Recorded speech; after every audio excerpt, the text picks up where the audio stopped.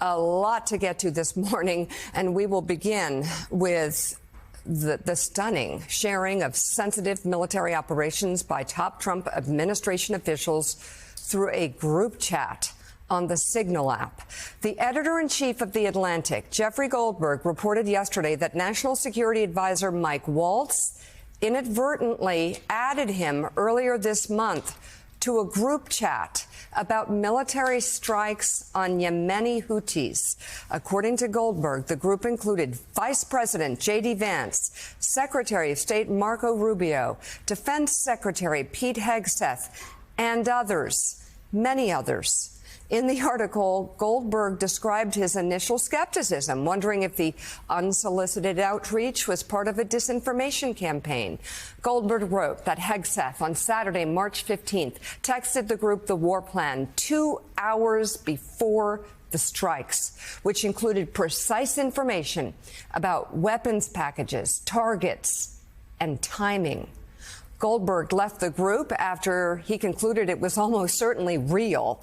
And Willie, there's so many questions here. First of all, what are they doing on the Signal app, which is encrypted and safe, but certainly not for top secret classified government information about war plans? And secondly, all those people on the chat did not notice that Jeffrey Goldberg was on it, and all this information about a strike that happened was imminent. I think about all the different ways that people's lives were in danger. I mean, I do that on a fantasy football chat. What's this number I don't recognize? You sidebar to the other guys. Let's get him out of here. Yeah. But this is a commercial open source app, Signal. Yes, it's encrypted, but that doesn't mean much. Also, if you're using phones, which we need to understand which phones they were using, the Chinese, we know, easily tapping into all of these phones. There's so many questions here. Privacy, tech experts say Signal's encrypted messaging is more secure than conventional texting, but of course can be hacked and certainly is not cleared for classified information. Several Defense Department officials told the New York Times they were shocked Hegseth had put American war plans into a commercial chat group. They said having this type of conversation in a Signal group itself could be a violation of the Espionage Act, a law that covers the handling of sensitive information. When asked yesterday about the piece in The Atlantic from Jeffrey Goldberg, President Trump claimed he didn't know anything about the leaked strike plans. I don't know anything about it. I'm not a big fan of The Atlantic. To me, it's a magazine that's going out of business. I think it's not much of a magazine, but I know nothing about it. You're saying that they had what? They were using Signal to coordinate on sensitive materials and having to do with what? Having to do with what? What were they talking about? With the Houthis. The Houthis? You mean the attack on the Houthis? Right. Well, it couldn't have been very effective because the attack was very effective. I can tell you that. I don't know anything about it. You're telling me about it for the first time. President clearly flailing there. A source tells NBC News the president met with National Security Advisor Mike Waltz later in the day yesterday. The White House press secretary then issued a statement that reads in part, President Trump continues to have the utmost confidence in his national security team, including National Security Advisor Mike Waltz. This comes amid speculation about Waltz's future with the administration. White House officials tell Politico President Trump will make that decision over the next few days as he watches the coverage of the embarrassing episode. Meanwhile, Defense Secretary Pete Hegseth is denying he and other Trump administration officials used the group chat to discuss war plans. You're talking about a deceitful and highly discredited so-called journalist who's made a profession of peddling hoaxes time and time again. Why were those details shared on Signal, and how did you learn that a journalist was privy to the targets, the types of weapons used? I've heard I was characterized. Nobody was texting war plans, and that's all I have to say about that. Except the National Security Council validated it, said this was an authentic text chain. The denial comes despite what I said, that the NSC says it was authentic. So, Jonathan Lemire, so much to talk about here. Obviously, Secretary Hegseth parroting Donald Trump. Playbook is attack the source, question the press, a failing magazine, a so-called journalist. Put all that to the side. I mean, it's there in black and white. There are a whole bunch of people on this text chain. What are the consequences here? Donald Trump obviously prizes loyalty over everything. Pete Hegseth, Mike Waltz, the rest of them are loyal to a fault. Anything going to change here? Anything going to happen? Let's start by clearly saying what this is. This is one of the most stunning national security stories we've had in decades. This is an extraordinary breach of security here. And in fact, in one of the last texts in the exchange that Jeffrey saw is Pete Hegseth saying operational security seems intact. Obviously not the case. There is so much here. First of all, again, to your point earlier, Signal is not meant for this. This is a commercially available. Anyone can go to the App Store and download Signal. These sort of conversations should be on highly encrypted government phones, government communication devices, and some of this stuff should only be done in a SCIF, one of those secure rooms where you're not allowed to bring phones. So there's all sorts of security breaches here. It does seem like Mike Waltz, National Security Advisor, is the one who inadvertently added Jeffrey Goldberg, who we might add is a well-respected journalist, and that it was Pete Hegseth, despite his denial. He says there are no war plans, but yet in these messages are timed place sequences of attacks saying this will happen, and then this will happen, and then this will happen, which appears to be the very definition of a war plan. So a stunning breach here. In terms of what happens next, I heard same as to what was reported there, that Trump is watching the media coverage. He met with Walz last night, though a supportive statement from the press secretary came out after that meeting. So at least for now, it appears that Walz's position is safe. I think Pete Hegseth, the Defense Secretary, will be the other who comes in under a lot of scrutiny here, since he was the one sharing this information in the chat.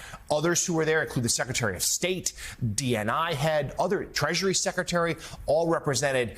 They were nominally involved. They didn't contribute much to the text messages, though we should note these were war plans. These were bombs being dropped in Yemen, and they were saluted by emojis in this group chat here. American flags, hearts, prayer hands, whatever it might be. Just simply a stunning lack of operational security. And let's recall, of course, that Donald Trump's first presidency was launched on the heels of a campaign about Hillary Clinton's alleged mishandling of classified and sensitive information.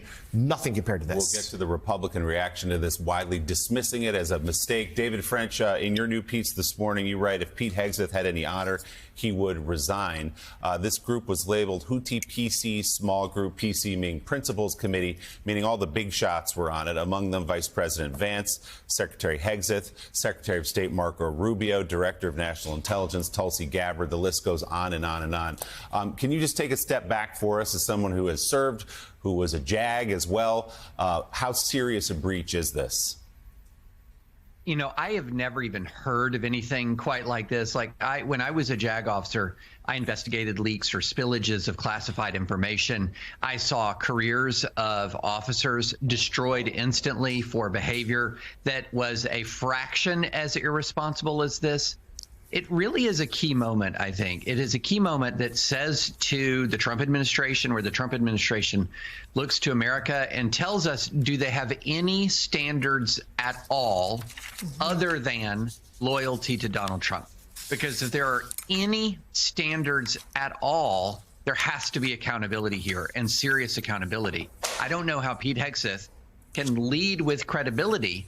Or if he does lead, what does this say to the Pentagon? It says to the Pentagon, it says to the military that loyalty to Trump is the most important thing.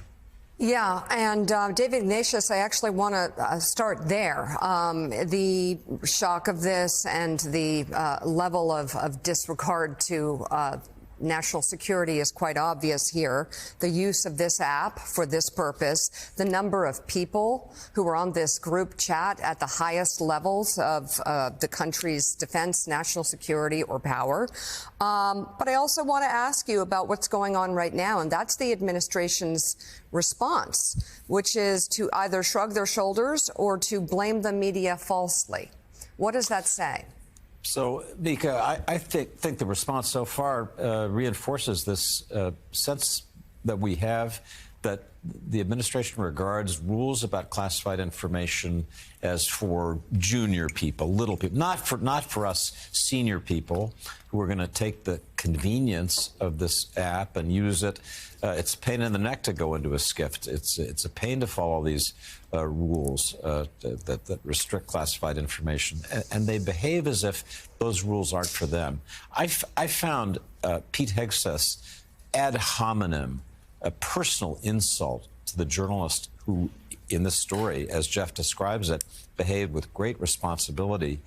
One of the most disturbing things of this whole story, to try to attack him as he was trying to bring a serious breach of the rules to light.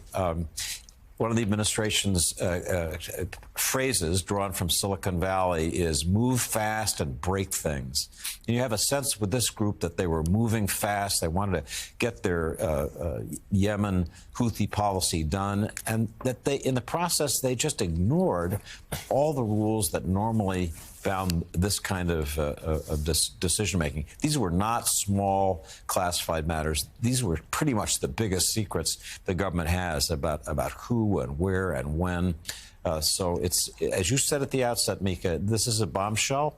Right. People should take it seriously. It may seem strange for journalists to be so concerned about classified information, but I think the larger point is, how do these folks operate?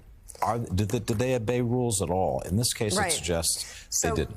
For Dave, just real quickly, for the regular American citizen who is busy and catching this on the fly, why does this matter so much?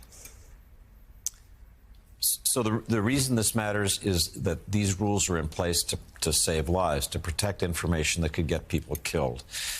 As Jeff has described it, he doesn't give many details, but people, places, times, attack sequences, what goes in when, who's going to be vulnerable at this period. There seem to have been additional details about specific human targets, people who were to be targeted in attacks. Again, there isn't stuff that's much more sensitive than this, or that could cause more blowback. And again, to reinforce, the problem with Signal is that it's used on your regular phone, your commercial phone. That phone could be hacked anytime, and if it is, the encrypted messaging in it is completely vulnerable to people who are going after you. Wow.